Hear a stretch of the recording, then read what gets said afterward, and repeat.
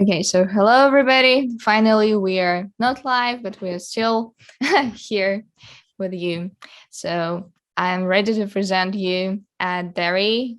How did you call yourself in English, actually? That's a big problem. Yeah, so it's a big problem for everybody, like for all the Slavic names. So please introduce yourself in English, how you did in your American university. Yeah, so Dash doesn't exist abroad. So I introduce myself as Dari or Daria, and it sounds easier for Americans and for foreigners. So I'm Daria. Hey, everybody. Hi, Veta. I Mm-hmm. missed you. I saw you in reality so long time ago. But I'm 21 years old and I'm going to graduate next year. So I'm junior now, and I had a chance to leave and study abroad and being a student, an exchange student with my exchange program year. And I spent 1 year in America, and now I'm back to Russia and going to prepare again and apply for master's program. So now I'm basically studying 24/7, but I also have some hobbies like singing. But I had to postpone my plans, my music plans for future, because studying just takes a lot of time and a lot of efforts. Probably you know it, Veta. Mm-hmm. And I don't know it. yeah, so actually I just studied political science, and that's what I'm doing now, and that's what I devote all of my time now, just doing researches, conduct them, and looking for new opportunities, forums. Yeah, so what I'm basically doing, just do my little blog on Instagram. Yeah. Actually, yeah, I checked it when I was like writing the announce for the interview and everything. So, and I don't see you have written there recently. So, did you forget about it, or are you just so busy with preparing to your exams so you didn't write anything there, or maybe I missed something? You mean Instagram posts? No, Instagram, you like definitely do the post there and like the stories and everything, but what about the Telegram? So are you going Oh, to write something there? yeah. I just don't have enough time actually, because it's so hard to just do both on Instagram and Telegram and YouTube and TikTok. Oh my God. I Yeah, don't that's have time. true. Okay, so about the year program first, like I just want to say something about it, and I want you to add as many things as you want. So this is an exchange program for students from Russia to study abroad for their cultural experience and like cultural exchange, basically, I think mostly, and also for the like study exchange as well. And the English level is supposed to be at least B1 level, so they need to pass TOEFL for at least 60 points, I think, from 120. So just like a half will follow the English, so to say. And also they need to write a motivation letter. So they need to collect a recommendation, at least from one person, if I'm not mistaken, but two is also acceptable, right? And Mhm. also they need to add some portfolio. So upload the like documents, what we call грамоты. Yeah, so and add something. Yeah. So it's just like the only place where русский медвежонок can be useful, right? So, All so right. can you tell please about your application process? So first, how did you learn about this exchange program, and were you actually like, did you want to go to the US in particular, or did you just find this program and you were like, okay, I want to go? Yeah, there are many reasons why I started searching for programs. At first, I was in US as a tourist in 2014 with my musical group. So I was already like, I saw America from movies, and I was like, oh my God, I want to go there. I want to visit this more places and just study here. Plus, of course, I wanted just, I'm in love studying. I just like a student environment and be involved in this environment. So I decided to apply to the best university in Russia, Lomonosov Moscow State University. But the first week when I got accepted and I came there, it didn't live up my expectations, and I started searching new opportunities because I was like, I'm studying here for free, so I can't just find new opportunities and go somewhere as an exchange program. But my university has treaties only with European countries such as Germany, Norway, Italy, and some Asian countries, India and China and Japan. But I always wanted to study in America just because of reputation of American universities, and the like everybody knows that American education has very high quality. And I started searching, and then I came across Year once, then twice, and then I just saw it everywhere, and I was like, I need to apply. And I was actually a freshman, so I decided to try because there are only 2 attempts, your freshman year and your sophomore year. Mm-hmm. And when I applied, I got denied after the second step. After when you were interviews. on the first, like when you were a freshman, right? Mm-hmm. Yeah. Mm-hmm. Yeah, and I got denied, and then I was like, oh my God, I think I'm not the right person for this program. And that was a big depression moment because I wanted to achieve this. I wanted to just do it.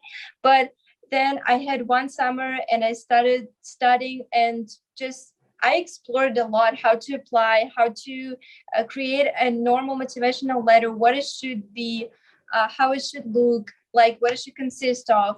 And then I just learned, I took a lot of mentorship programs, and I just learned how to, what you need to be, to like to represent to yourself in a good way, right? Just not in a good way, just how to set the right goal, like what you should be. Because when I applied first, I didn't know what to do. I just wanted to go to America. But the second case was really stronger. Oh my God, it is raining outside. Yeah, my motivation letter was stronger, and I knew the exact project I wanted to create, and I created them. So I just started to just see it broader as more than just going to America, but studying and get good knowledge. So I applied twice. The second time, my sophomore year, and it was pandemic time, and it was so frustrating. Are we going to go or not? Plus embassies problems because we couldn't get visa as easy as it used to be.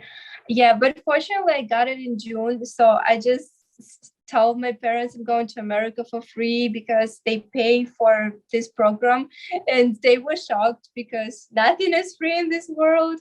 And I actually went. Yeah, so that was a long process, and all of this step, like every step, motivation letter, recommendation letter, CV, transcript, I worked hard like all year just to get it, because I knew from the very beginning that I'm going to go there.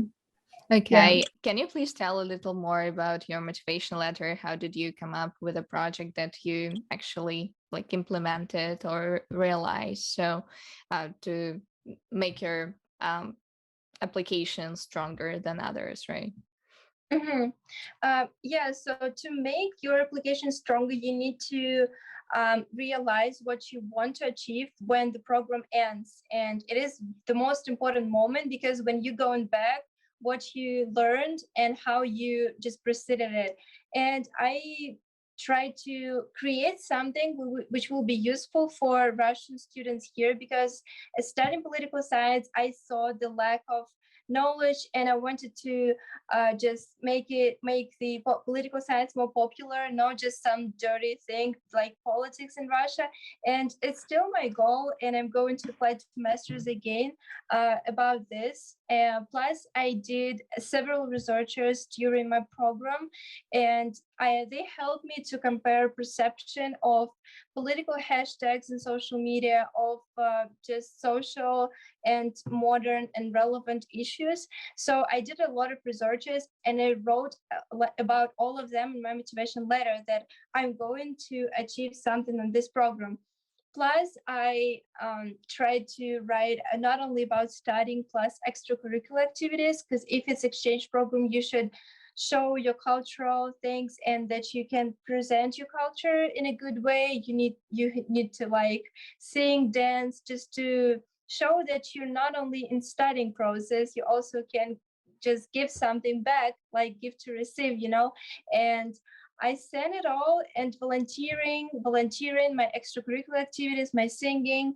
I just wrote about ideas because Americans, they like when you like admissions, they like when you show more initiative way, just your not your achievements, but also your ideas in the future because they appreciate it.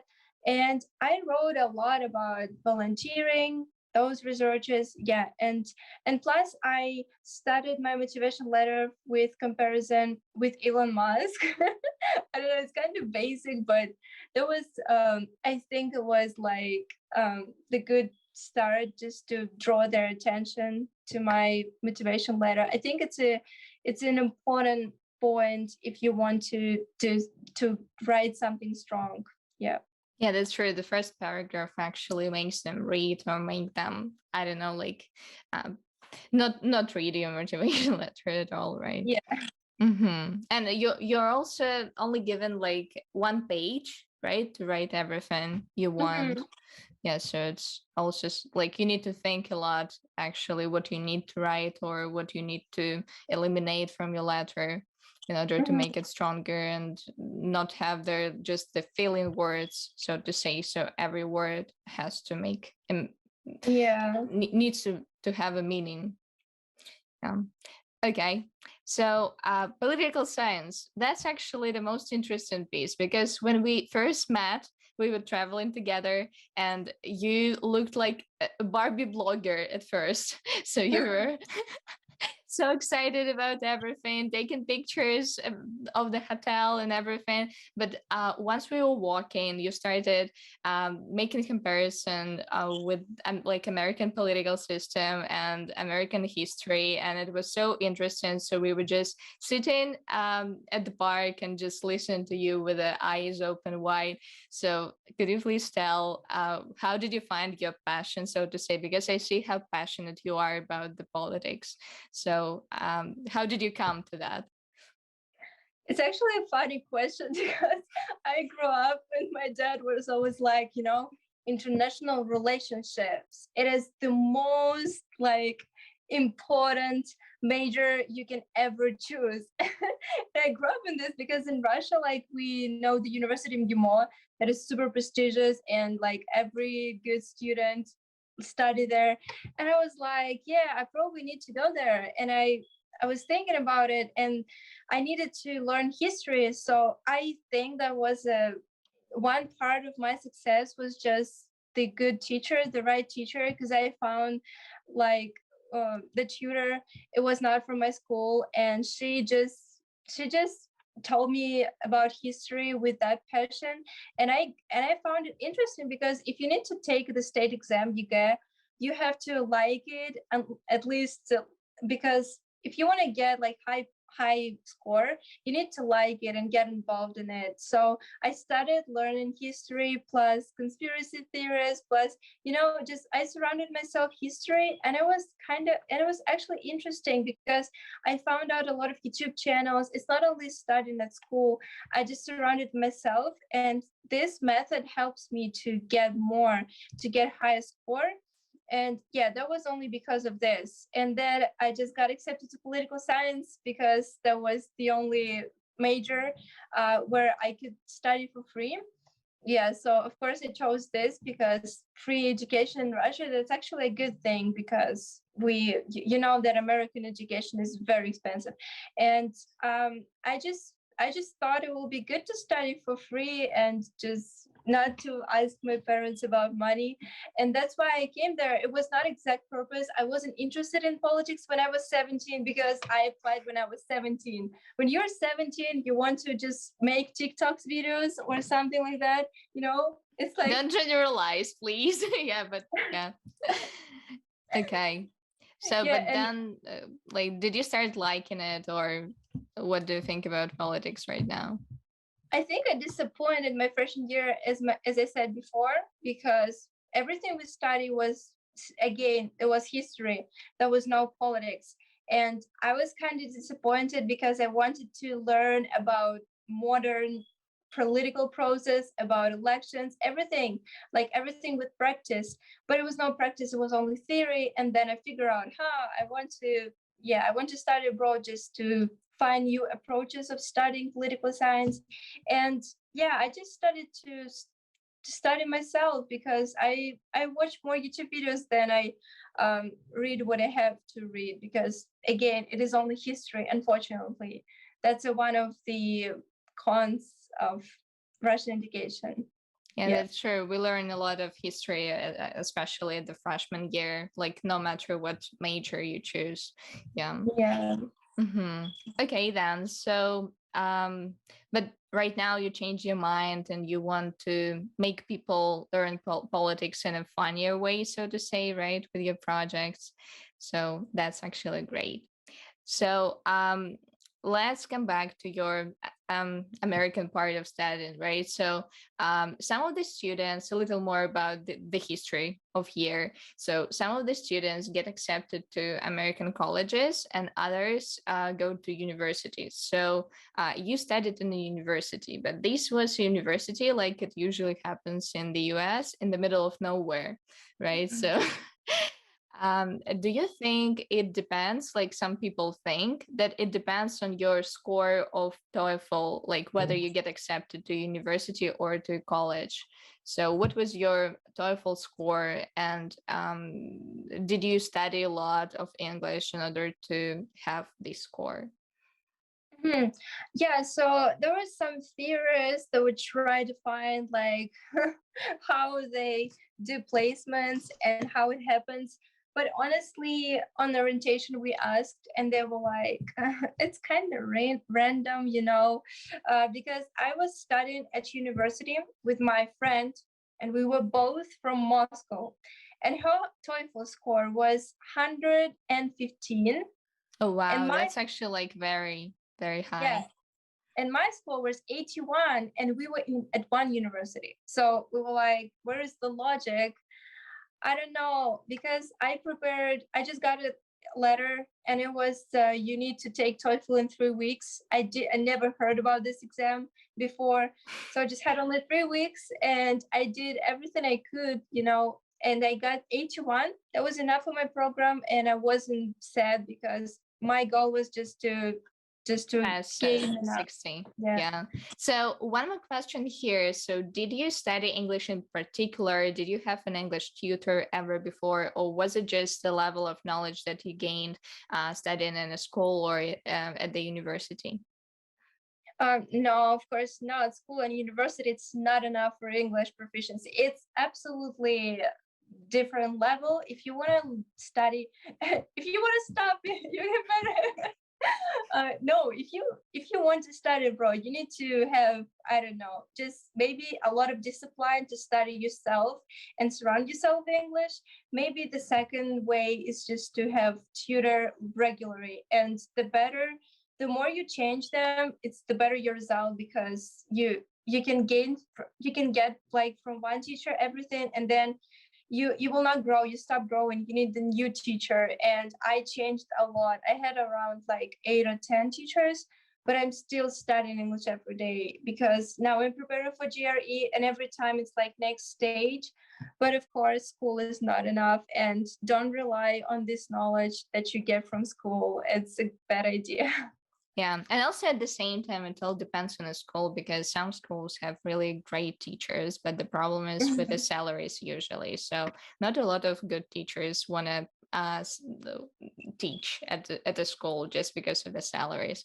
And it's like one of my friends said, once she finished her bachelor programs, she was asked like why she's not going to work in a school, and she said, if schools don't get good teachers, I am, as a tutor, have more work to do. So that's what they think. Yeah. Yeah. So it depends, but actually I agree with you about that. Yeah. Okay, so South Dakota. It's in the middle of nowhere, literally. So it's just Midwest. Yeah. I can show you what I saw after airport. I can switch my camera and show you what it looked like. So when I came there was nothing, and only cows and buffalo. Buffalo is like a bison. People call it bison. Yeah. So it's basically, it was nowhere. And when I saw it, the first thing I wanted to do, I just wanted to call my parents and say, I want to go back right now. Yeah, especially when you go there after living in Moscow for the whole life, right? Or like Moscow and Moscow region, like all of those places is just a big problem, I think. Yeah, because I grew up in Moscow, and every time I traveled with my parents, it was Turkey, Egypt, like super common thing. But I never went outside to small areas, to countryside style. I never experienced it in my life. And then I was like, I'm going to the progressive America. And then I come to the place where girls against abortions. And I'm like, oh my God. And people have a little, like, at least 2 guns in their cars, right? Yeah, that was a lot of guns. And like cars, every student has a car. So it's like a different world for me, because everything I saw in American movies was from LA, New York City, but I went to different America. Yeah. Maybe they just wanted to play a trick with you, So, Yeah. and as far as I know, most of the year students, and actually that's something that they usually complain about, is that they go to the countryside, right? So it's not big cities. It's, I don't know, usually it kind of depends. So I know that, for example, Sasha, the person who like introduced us to each other. So she had as far as I remember, like 5-year students in her place, right? So, but usually you're either alone or with another year student, and that's it. So, and usually it's not an international university, so to say. It's like not many international students, and mostly like you have to interact with Americans. So, can you say that in your case it was something similar? I was interacting a lot because my roommates, my neighbors where I lived at dorms, they were really countryside Americans. And it was good experience because I would never meet people like this in LA or New York or Miami and big cities. And I'm actually grateful for this experience because I learned a lot. I improved my English because they also helped me with English, with grammar. They could help me with my papers. And, yeah, I was alone. That was another year student, but she was in different dorms and we never saw each other. And I was just by myself and I was involved totally. I didn't interact with international students too because we just wasn't that that close. And yeah, I liked it. Actually, I liked it because I could go to American parties and have all American activities, and I liked it. That was fun and like in American colleges, how it should be. Yeah. Okay, so throughout all the time, did you miss Russia a lot, or did you just immerse yourself in this life and but trying to get everything from it? I think that my home feelings is my parents and my family, my sisters, my siblings. I'm not super. I didn't miss Russia because I liked American mentality and how people support each other, how they smile at each other. I actually like it. I don't find it fake, to be honest. There was just positive atmosphere. And the only thing was, of course, parents, because I'm super close with my family. And yeah, I miss them a lot. Plus, of course, February events, they just kind of, I don't know, that was a big trigger of in my life. And yeah, but in general, when I traveled, our program implies traveling and studying, so you're always busy and you don't have time for homesickness. If you work hard for making your year in America really busy, you will have a lot of activities, clubs, like clubs of your interests. And I went to music choir. That was a lot. I went to ceramics. You don't have time to miss Russia. Yeah. Okay. Also, a lot of people, especially those who already won those scholarship and they are going to go for a year program next year. So it's like year 7, so to say, 7th generation. So they're afraid that they're not going to have enough money. So could you say something about it? Especially after the February, not all of the students had an opportunity to have some external support from the family. So can you say that those this money that you get from the year program for studying and I don't know, like eating, so to say, outside or traveling, do you think it would be enough? Honestly, I think it's problem because of inflation.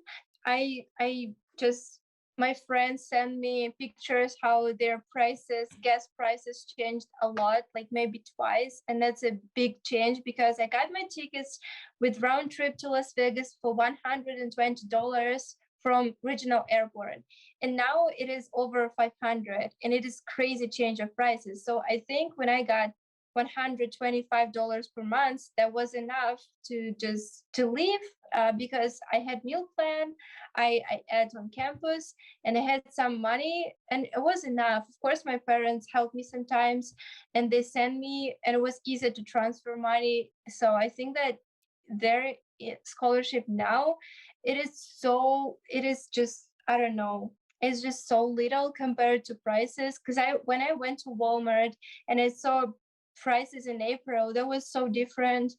Like just the first need products and first need, like when you just move into dorms, you need to buy a lot. And I spent maybe 70 and I got everything. But I don't know, it's actually a good question, because it's kind of sad, but prices really raised. Yeah, that's true. I just bought like several buckets of juice and I don't know, like some other regular stuff, so just not a lot, and I spent like $70 again, and I was like, that's a lot. So I wouldn't expect that. Yeah, so can relate. That's why I'm not traveling anywhere right now, because the prices like for tickets is just crazy. I think that our trip to Florida will be so much more expensive now. Yeah, that's true. And we would never get like a hotel in the downtown of New Orleans for those prices that we got. Okay, so a little bit about the traveling thing. So what places were able to visit, and what places are you still willing to visit, and what you advise to visit and what you don't? Of course, I don't. I don't like LA. LA is the worst city. If you want to visit LA, you need to have a lot of money. If you're just a student and you have limited budget, don't go to LA. Yeah. So Great. living in South Dakota, I wanted to leave it as soon as possible. And when we had Christmas break, I just grabbed my one backpack for whole month, and I left for whole month. I had a roommate who lived in Minneapolis, in Minnesota, so we drove all the way there. It was 10 hours trip. Just only us, just two girls in the middle of nowhere. It was, like only one car for 10 hours, and it was us. And then I got really cheap tickets to California, and I spent 1 month in California because it was a big dream, like everybody wants to visit California, but I wanted to actually live there and see how it's going to be. And I went to Los Angeles first, and I was there for 3 days. I stayed with the couch surfing app. Don't do that, guys. Oh my God, that was I was super nervous. I just figured out that it's not my thing. It's not safe, to be honest. If you just travel with guys, maybe, yeah, but if it's only girls, don't do it. Yeah, actually, we also have another person from the year 5 who is gonna tell us a little more about the couch surfing thing, who's like also Dasha, and she's really amazing. So she had to stay with a porn actor for a night. So it was just crazy. Oh my God.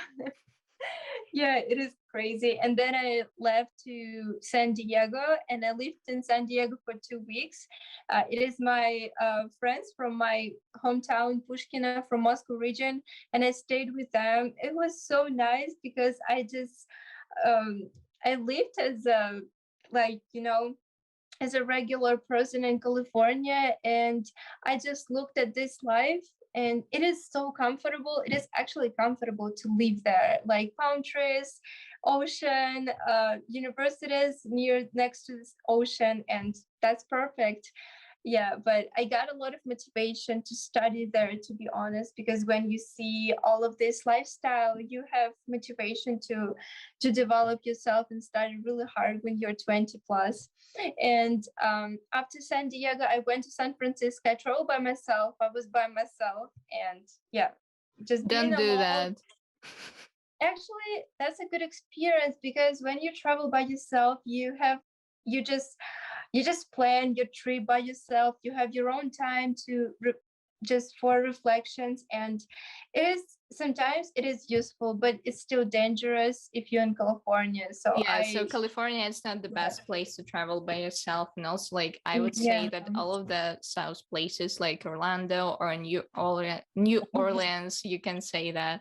So that's my piece of advice as well. So like, don't travel in the nighttime by yourself, never. If you're a girl, so that's gonna be a problem on the south side. Yeah, I try to find my like friends who live in California, so they pick me up and we were hanging out together. So it's still, you need to have just maybe 2 or 3 friends in this city. Maybe make them online. That's a good way to make them online. But yeah, just travel when it's light. And then, except California, I was in Washington D.C. as my orientation, and New York City. I stayed there with my friend from online. She's a blogger, and I lived with her, and it was actually fun. 3 days in New York. It was April. It was sunny. It was clean, and I actually liked it. Also, I went to my first trip. That was the best trip ever. That was trip to Las Vegas and Grand Canyon Park. There was 17-hour tour by bus with my friends, with Sasha and Dasha, and Las Vegas is a nice city of just spend all your money. Yeah, I spent all of my money there, and I went back. I was like, no more traveling. But after that, I also went to Florida, to Miami, and Orlando and New Orleans with you, Veta. That was actually the most, I would say, relaxing trip. We were not that nervous, and that was good vibe. When you travel with the right people, you actually enjoy it. Like, it depends a lot on people, because when you plan travel, think first about people who you're going to travel with, because your I don't know, your memories will depend on it a lot. That's true. Yeah. Great. Yeah, so there are wrong people who are not as responsible as you are, or maybe who have different interests, and you cannot decide on what you want to do, and you have arguments about it, so it can spoil the trip, really. Yeah, because when you have different budgets, somebody will be ready to walk for 5 hours by foot, and you'll be like, we can take taxi and split the money. It will be $5 each. So you're like, $5. If I pay $5 today and $5 tomorrow, it's gonna be like already more. Yeah. Great. Okay, so do you think that traveling around America at the time when you were there, right? So right now it's like different prices, we could say. So it was cheap if you go to the people who live there and you have some space for accommodation, right? You don't have to pay for it. So I don't know, like 3 pieces of advice about the traveling in the US. Travel, that's so many advices. I would say first, try to stay with somebody where you feel safe. Don't risk. It's not worth it. Try to. I don't plan my trips, because I get more emotions when I don't trip, when I don't plan, and yeah, and try to travel with Americans, because I had this experience in Phoenix, and it's so much fun because they know more than average foreigner. And travel with Americans, that's a good experience. Try, and you should like it. And the third advice is about money. Try to save it, but smart. Don't save it on dangerous things. Again, you can I don't know, take a taxi, and go to Walmart and get some normal food, but don't go to some show. But don't just make it just spend it smart, because when you spend it all and then you just surviving, that's not a good idea. Yeah, that's Yeah. true. So also, I'd like to add that there is an app, and I'm not sure I can find it right now, but this app shows the most dangerous districts of the city. So before, Wow. yeah, so before going somewhere to stay, before planning your hotel accommodation or whatever, you should see if it's a dangerous district or not, because usually the prices there are much lower. And if you save some money on that and you go there and you are just afraid that everybody else is going to kick you, or I don't know, whatever. We did that. We stayed in the ghetto area in Phoenix, and when we took a taxi, the driver was like, "I heard about a couple murderers in this hotel," and we were like, Today. "Oh my God." Yeah, so it was a problem, but at the same time, as far as I remember, you were not alone on the street, right? So we had the same in Philadelphia with Sasha, and it was just very, very dangerous. So we decided just to get out of there, because like a security guard nearby, he just said, "Girls, you need to get out of here and never come back to this area." That's it was fun. Yeah. Okay, so about studying. We took a lot of time discussing traveling because it's the most funny part, so to say. But what about the studying? Can you say that if we take into account your university, it was much funnier to study there, or maybe you gained more knowledge than in a Russian university? Or what would you say like were pros and cons of studying in both places? Okay, first in September, when I just when I just went to classes, that was September, and it was Afghanistan event, Afghanistan news and agenda, and our professor was talking about it, and it just happened like a couple days ago, and he was already discussing this. And I was shocked how we can talk about moments and events that just happening right now. It was such a big shock for me, because here in Russian universities, we you'll be so lucky if you will just learn about 20th century, but also it's earlier and earlier, and we never discuss, and professors explain it as we don't do politics in university. But what I'm supposed to do as my political scientist, I should analyze what is happening right now just to get more experience how to deal with it and how to explain it. But yeah, that's a big difference, because just professors, they actually more often they're liberal in universities, so they can just raise a lot of problems and issues that you can be embarrassing talking about it here in Russia, or maybe dangerous. So they're free to speak about it, and they talk about it in classes, in person classes. That was the biggest difference for me. Okay, I see. Yeah, so it's about the freedom of speech, actually, and maybe about raising the modern problems. I can understand that. Okay, so what can you say were three most, not to say interesting, but three most valuable pieces of information, or maybe I don't know how to say it. So three most valuable things that you gained from your studying in the US. You mean in studying process, or just knowledge from politics? Studying and knowledge from politics, like whatever you want to apply to this question. I think I just learned how to get information better, because when it's smaller, it's the more like you get more knowledge. Because in Russian university, we get homework like 3 books per week to read it all, and it's impossible, and everybody understands it, but they keep doing this studying plan like curriculum. It looks so, I don't know, it looks impossible. It looks like you can't do it. But in America, we just covered 3 interesting books. They were all 2017, 2018 year, and they were modern, and they explained a lot to me. It is How Democracy Died, for example. We read it together, and we just read one chapter for one class.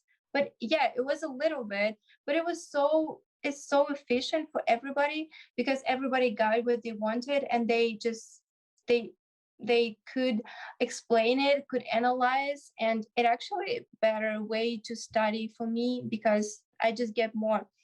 The second thing, I'm thinking about general psychology because my professor was he was 27 and 27, and he was so young. It was like same language for us, and compared to my Russian professors who are 80 plus, it is a big difference. Yeah, I liked it a lot. Like when professors are young, they can find the best way to study students because they understand how our attention works right now, and they can do better. Yeah, you just teaching design, right? So you know it. Mhm. And the third probably is just the communication between professors and students, how they close are and how they can talk to each other in not only informal style and just in building but also outside, and it can be informal, and they like it. They have office hours and you can come and just discuss the problem, what you're struggling with, and actually good thing.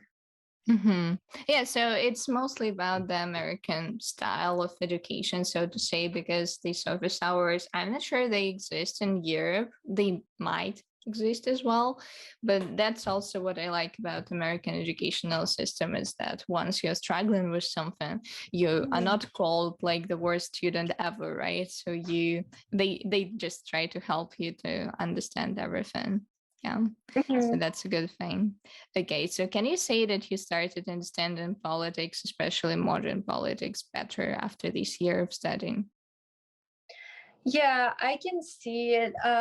And I can say that I see the geopolitical issues more clearly because we spoke a lot about um, China, about China, America, who is the leader internationally. We learned a lot of theories and approaches of it.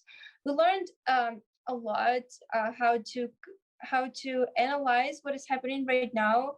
Yeah, and I think I never learned it here. Yeah. Okay, so what about the curriculum? Did you choose your classes yourself, or did you just have the exact plan of the classes that you need to take, and how many classes did you take per semester? I had 12 credits. It is 4 classes. And I took a mobility here. So I was studying in 2 universities at the same moment. She's And crazy. Mm-hmm. I had classes at night at 3 and 4 a.m. And I was always up, and then I took a nap during the day until like 7 p.m. Yeah, but I studied I chose classes that are same with my classes in Russian university, so I try to follow my curriculum in Russian university in order not to waste 1 year, Did not they to lose allow it. you to transfer some credits from this Yeah, university to Russia, right? Mm-hmm. I transfer all of them. I transfer 6 credits per semester. So every semester is 6 credits. Yeah, it's like half. It helped me a lot during finals months I in just Russia. wanted to add, right, that I'm not sure how much is it in European and Russian credits because I know that American credits it's not the same. So in Europe and in Russia, we need to take around 30 credits per semester, but in America, 12 credits, it's something similar to these 30 credits. So just so people would understand that it's not less. So it's like the same amount of work that the person is doing. So, but for Dasha, it was like even double work because she needed to take all of the exams and all of the what we call pass no pass or зачеты, right? So Mhm. yeah, which doesn't have the same word in English actually, right? So Yeah. okay, so so were you allowed to choose your own courses?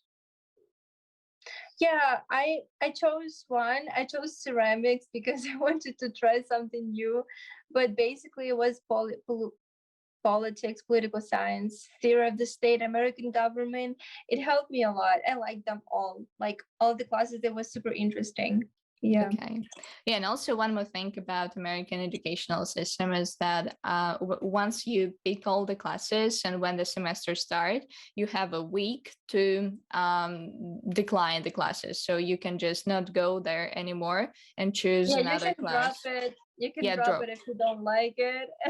And I'm like, yes, a lot of students, they change it. It's actually smart because if you pay for it, you should choose. And here in Russia, if you pay, you just have the exact subject classes and you can't change it. Yeah, actually in Russia there are some voluntarily classes that you can choose and change them, but mostly all of them are compulsory and you are not allowed to change the curriculum. Yeah. Mhm. Okay, so now let's discuss your coming back to Russia. So you came back in May, if I'm not mistaken, right? And I know that some of the students just didn't come back. So one more thing to add before I ask you a question is that all of the students who study by the program like year, like Fulbright, who I am, they need to come back to their own country and live there for at least 2 more years. But just in case, if they want to get an American citizenship later. So that's the immigrant rule.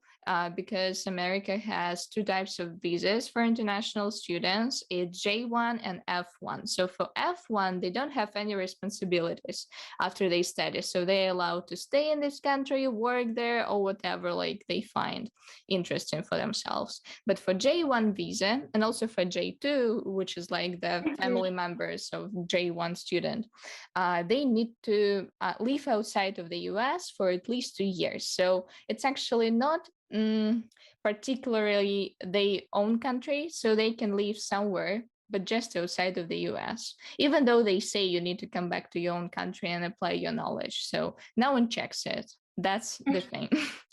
So but some of the students didn't come back. So were you thinking about that as well? Or did you have just your idea that you want to come back, you want to finish and then do whatever you want? And do you remember how many students didn't come back and why?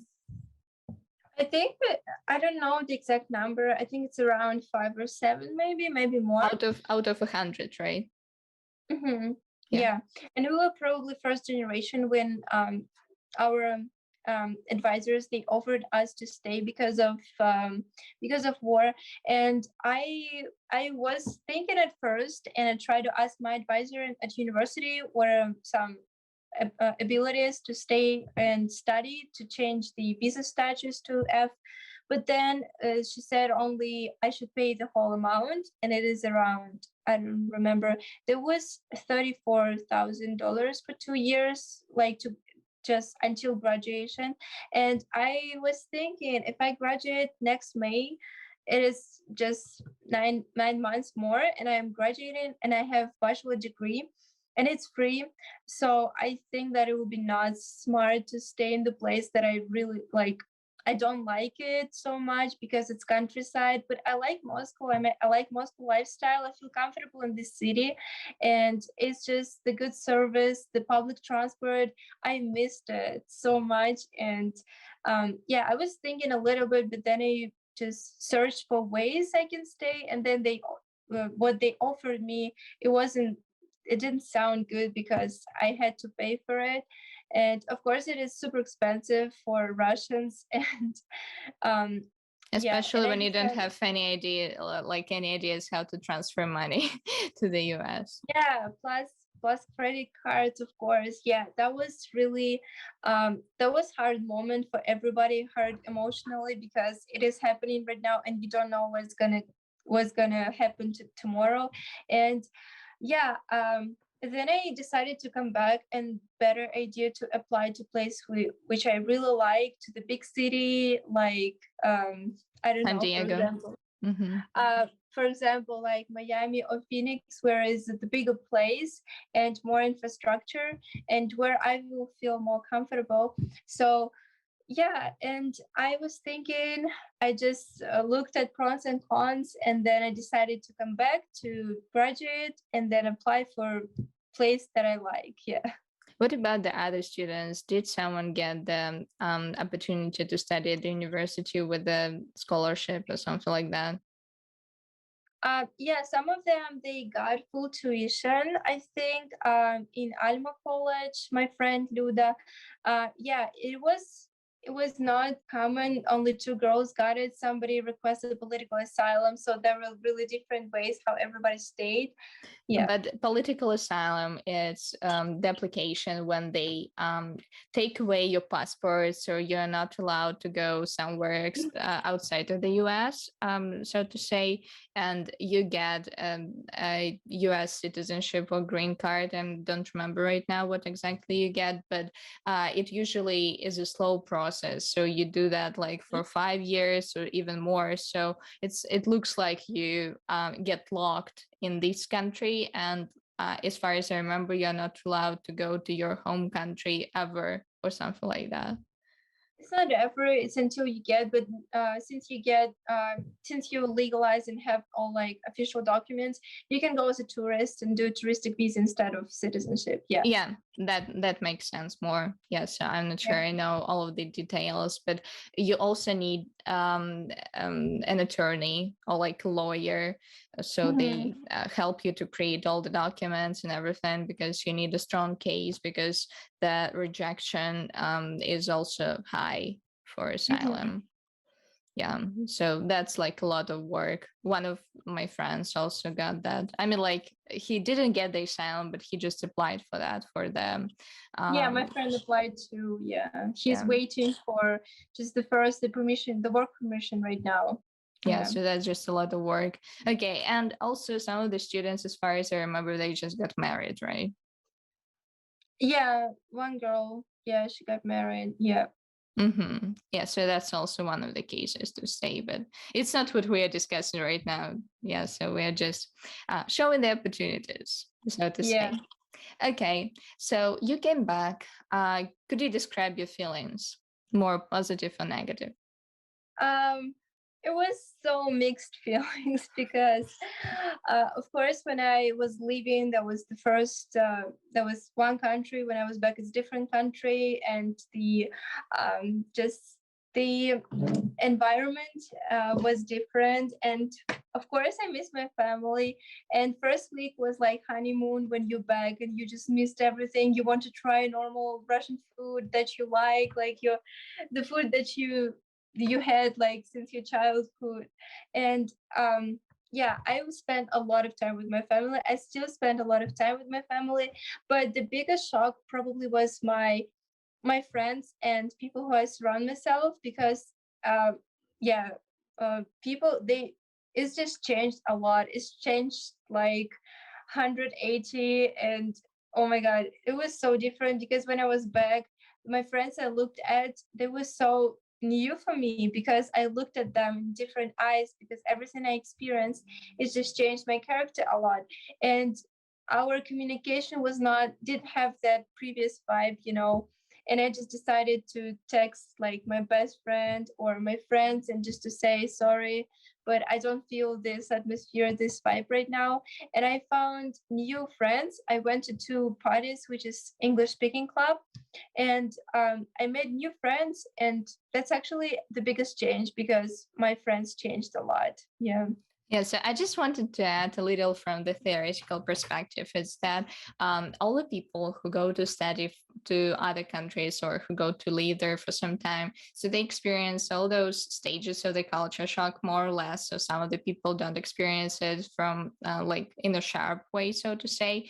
But the latest thing that happens to them is this, so they become do cultural, so to say. I don't remember the term right now, so I'm sorry for that. So like they adjust. So they adjust to this country, and they get in themselves both cultures, so the host culture and their home culture. So this is something that is supposed to happen, but there are some other cases actually too.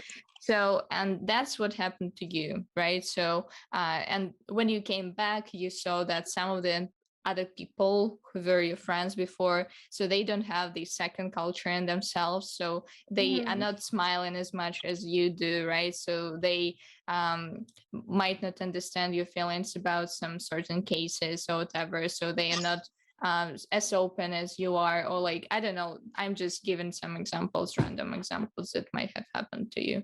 So this is an interesting feeling, yeah, but also like bittersweet, so to say, right? So Yeah. can relate. Okay, so I'll ask you for the if you allow some other random people to visit your club, so to say, like English parties, so maybe other people would like to visit it as well. So are all the people on these parties also the year students, or is just random people who studied English too? The English club I was, Mm-hmm. I went. Yep. That was actually the last, unfortunately, because the girls who just created it, they left to America. They went to America to study, and yeah, it happens everywhere. I just Google opportunities like English speaking clubs in Moscow, and I go to make new friends, to just see more people who like English as me.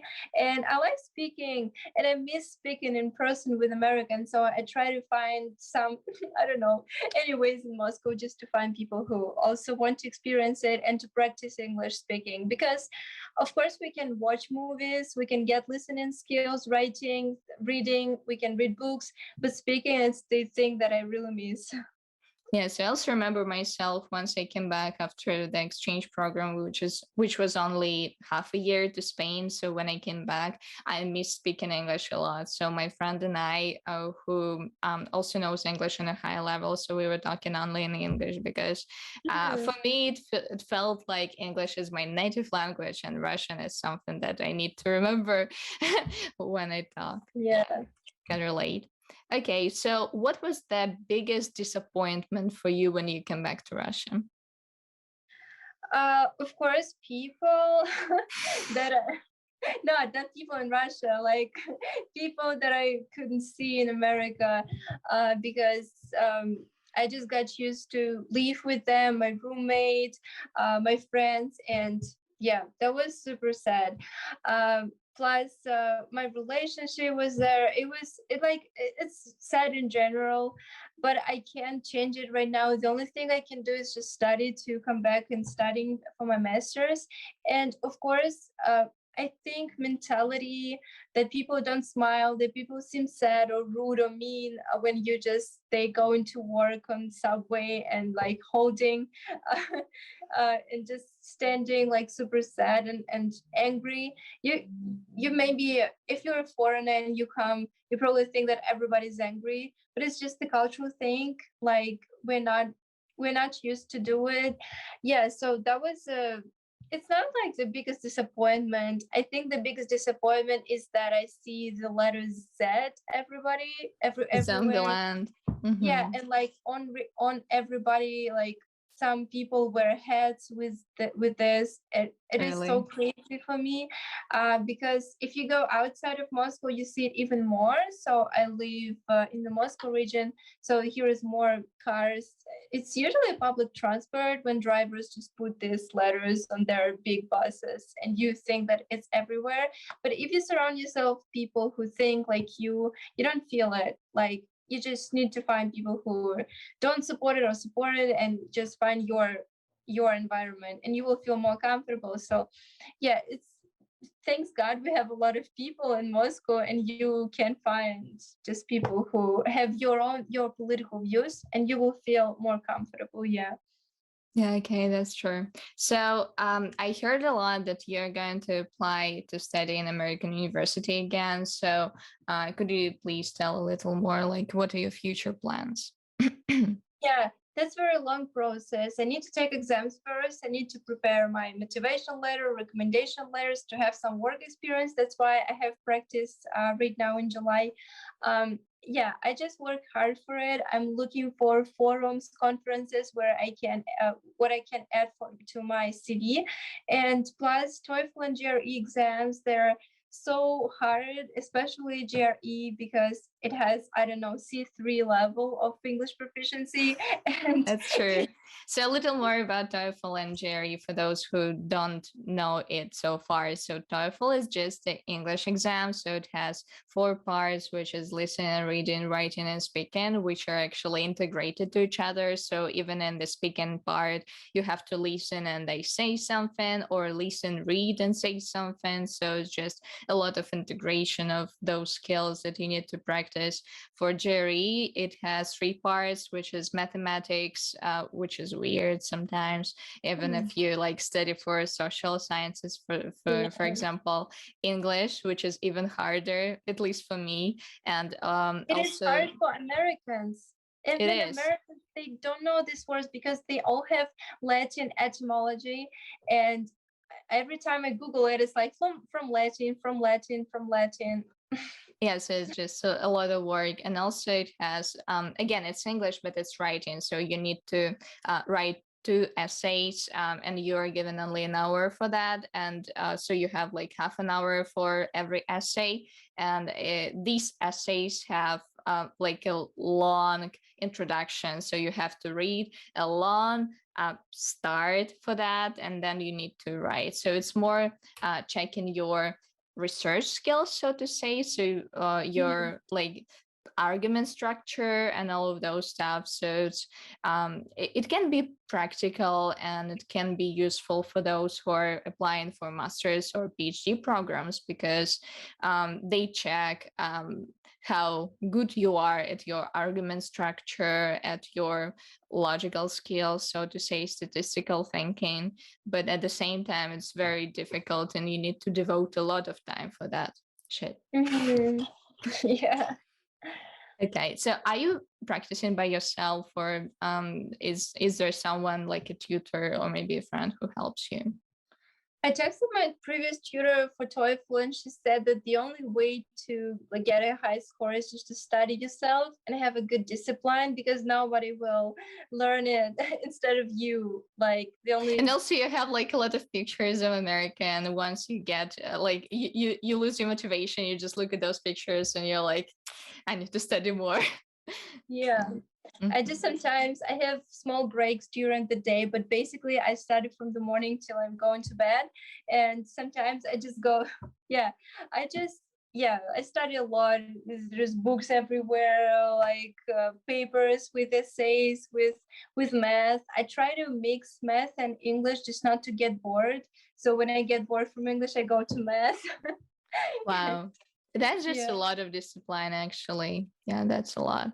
So also you were talking about different forums and stuff. So which that is called, like, for those who don't understand it yet, so that is called like creating the application profile. So you need to show to them professors, so like whoever who is going to check your application and make a decision about it, whether you're a good candidate or not, so whether you have more experience about what you're going to study or not. So, and the more initiative you have, the more forums you visit, the more summer schools or whatever you have in your CV or like resume or in your motivational letter attached. So it gives you more opportunities to be accepted to this university, right? So that is just for someone who doesn't understand yet. So and you also want to attach your project, right? So the one you are adding to your YouTube channel. So could you tell a little more about it? And I think that's the last topic we're going to discuss for today. Yeah, of course. So I'm studying. I just conducted research about how media, traditional and modern, affects political perception of citizens. And I just did my many research paper about it, and I decided to add this topic as a video project on YouTube. So I just invited American students who study political science, an American professor who is also teaching political science, and I just took the interviews you can also watch it if you want. I'll It is, attach it. Yes, I'll yeah, attach it. it's really interesting how they see the modern problem of propaganda and how media affects people, how it affects on different levels and different generations, how it affects children, how television just affects more just older people. And yeah, I like this topic, and I also attach this to my profile because my goal is to study this, to study how propaganda works on people, because right now I think propaganda in Russia is flourishing right now, and that I see it as a huge problem right now. So I'm writing literally this in my motivation letter. I hope it's not like dangerous or something, because I see it as a big problem, because it's a big part of military actions when you have strong propaganda, and unfortunately it works well nowadays. Yeah, and it's not only in Russia and America as well. So far, the interviews that you conducted were with American professor and American student, as far as I remember, right? So American propaganda also works well, but just in opposite directions. So these thing about the abortion, or these thing about the guns and everything, right? So there are also a lot of problems in the society, and Fox News, or I don't know, CNN. So like these two media, not only these two, but those are just the examples. So they work in the different directions. So Fox News actually right now is supporting the military operation in Russia, or war, right? So we better call it the way it is. And CNN is the opposite. So it's like it depends on the people whether they are Democrats or more conservative, that they're going to support one or another and read only one side right now. Yeah, so that's really interesting. So I advise everyone to watch the interviews. I haven't watched them yet by myself, but I read about them and I heard about them. So this is Daria, and she helped us a lot. Yeah. So one last thing that I want you to say is the pieces of advice. So we covered already the application process, right? So we covered the application profile and all of other things that all of the people who want to study abroad need to touch, right? To touch base. So what are the other things that they need to remember about? It can be not about the application process, maybe something about the psychology, like whatever you want to ask and say, or like give a piece of advice about. Yeah, my advice will be what actually helped me. I just met a person who already did it in person and it helped me a lot, because when you see it live, if you don't have opportunity to see live, just find somebody online, but you should talk to your friend, to the person who already experienced it all. So since then you realize that it's not that hard, that it's not impossible, that it's still a good opportunity, and you can use this opportunity, and you can ask all questions you want to this person, and he will answer, and he will tell you his way, his or her way, their way. I'll be tolerant here, sound tolerant. And it helped me because I found a guy who was back from year program, and he helped me a lot, because when I look at him, I was like, why I am like so, am I different? I'm same, like we have same background from Russian, Russian studying and everything. So it helps a lot. That's the biggest advice, because since you see somebody, it's not that unreal for you, and you get more motivation.